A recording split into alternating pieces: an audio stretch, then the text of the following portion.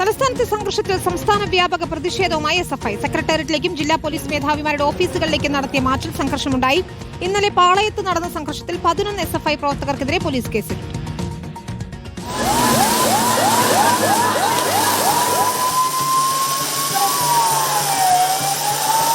സംഘർഷം മുന്നിൽ കണ്ട് സെക്രട്ടേറിയറ്റിൽ വൻ സുരക്ഷയാണ് പോലീസ് ഒരുക്കിയത്. സമരഗേറ്റ് വീണ്ടും പൂട്ടിയത് ശ്രദ്ധേയമായി. കഴിഞ്ഞ ദിവസത്തെ സംഘർഷത്തിൽ പരിക്കേറ്റ എസ്എഫ്ഐ നേതാക്കളെ മുന്നിൽ നിർത്തിയാണ് സെക്രട്ടേറിയറ്റിലേക്ക് എസ്എഫ്ഐ പ്രതിഷേധ മാർച്ച് സംഘടിപ്പിച്ചത്.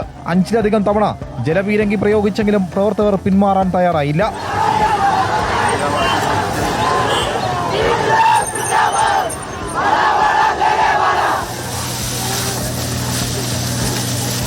കഴിഞ്ഞ ദിവസത്തെ ആഹ്ലാദ പ്രകടനം സംഘർഷത്തിൽ കലാശിച്ചതിന് പിന്നിൽ പോലീസിന്റെ ഏകപക്ഷീയമായ നടപടിയെന്നാണ് എസ്എഫ്ഐയുടെ ആരോപണം. കണ്ണൂർ കമ്മീഷണർ ഓഫീസിലേക്ക് നടത്തിയ മാർച്ചിലും സംഘർഷമുണ്ടായി. പാലക്കാടും മലപ്പുറത്തും കോട്ടയത്തും തൃശൂരും ജലപീരങ്കി പ്രയോഗിച്ചു. ജലപീരങ്കി പ്രയോഗത്തിനിടെ തൃശൂരിൽ വനിതാ പോലീസ് ഉദ്യോഗസ്ഥയ്ക്ക് പരിക്കേറ്റു.